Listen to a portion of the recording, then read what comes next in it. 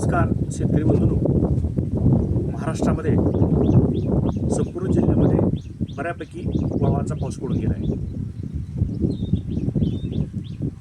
हा व्हिडिओ करण्याचा उद्देश वळवाचा पाऊस पडून गेल्यानंतर कोंबडीचे जे भोंगेर आहेत ते मोठ्या प्रमाणात जमिनीतून बाहेर पडतात आणि त्याचं नियंत्रण कसं करायचं याचा आपण प्रयत्न करतोय.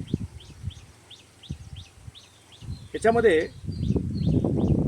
आता आपण हा व्हिडिओ करत असताना परवाच आम्ही आमच्या फार्म हाऊसला आलो होतो आणि रात्रीच्या वेळेस बाहेर बसल्यानंतर लक्षात आलं की 7च्या दरम्यान अक्षरशः वाऱ्याच्या वेगानं भोंगेरे आमच्या फार्म हाऊसमध्ये असणारी जी झाडं आहेत त्याच्यामध्ये जास्वंदीचं झाड असेल, शोभेच्या पानाची झाडं असतील, रातराणीचं झाड, त्याचबरोबर जांभळाची झाड आणि पेरूचं झाड याच्यावर अक्षरशः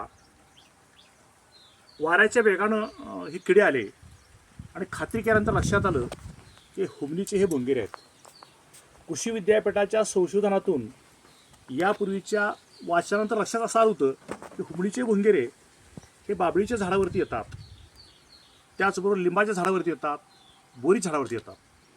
पण या किड्यांनी सुद्धा सध्या त्यांची खाण्याची पद्धत बदलली आहे का हे खात्री केल्यानंतर लक्षात आलं की हे जे आलेले भोंगे आहेत हे सगळे भोंगेरे कोंबडीचेच भोंगेरे आहेत. तर याचं प्रबोधन करण्याच्या दृष्टिकोनातून आपण हा व्हिडिओ केला.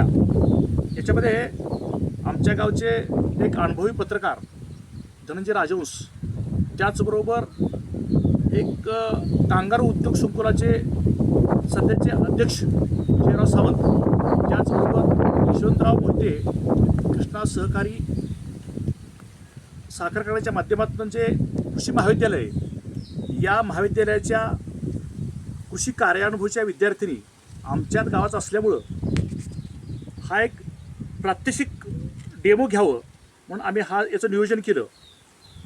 तर याच्यामध्ये लक्षात आलं की आम्ही दुसऱ्या दिवशी साधारणपणे 7च्या दरम्यान परत तशाच पद्धतीने सगळे भोंगेरे आले आणि आम्ही हे भोंगेरे थोडंसं प्रकाशाची व्यवस्था केल्यानंतर अक्षरशः एका तासामध्ये हजारो भोंगे आम्ही गोळा केले. आता हे भोंगेरे गोळा केल्यानंतर आपल्याच कृषी विद्यापीठाच्या शिफारशीनुसार त्याच्यामध्ये एक 10 लिटरच्या पाण्यामध्ये एक 20 ml 20% क्लोरो टाकलं आणि त्याचं द्रावण तयार केलं. काही मिनटामध्ये हे भोंगेरे मृत झाले. तर शेतकरी बंधू, आम्हाला असं सांगायचं आहे, सध्या ज्या ज्या ठिकाणी अशा पद्धतीनं भोंगेरे येत आहेत त्या ठिकाणी अशा पद्धतीचं नियोजन करून सुरुवातीच्या काळातच भोंगेऱ्याचा नायनाट करणं गरजेचं आहे.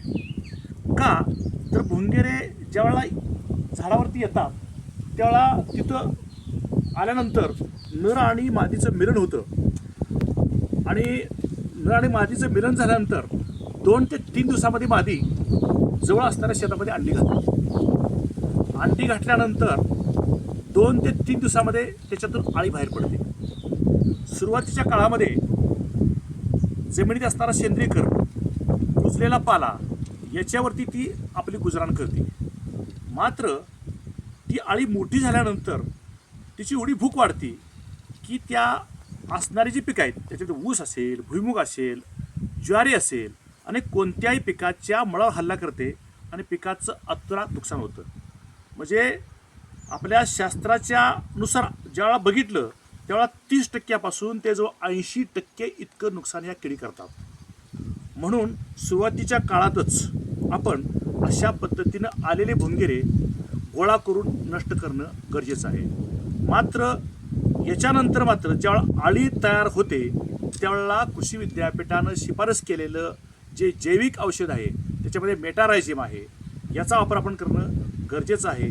त्याचबरोबर नेचर केअर फर्टिलायझर्स लिमिटेड विटा यांनीही त्याच्यामध्ये चांगल्या पद्धतीचं एक जैविक औषध तयार केलेलं आहे ग्रब गार्ड म्हणून, याचा वापर करणं गरजेचं आहे.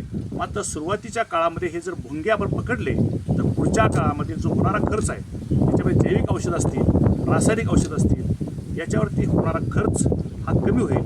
तरी शेतकरी बंधूंनी या सुरुवातीच्या या महिन्यामध्ये अजून ज्या ज्या ठिकाणी भोंगेरे येतात त्या त्या ठिकाणी भोंगेरे गोळा करून नष्ट करतात. प्रयत्न करा.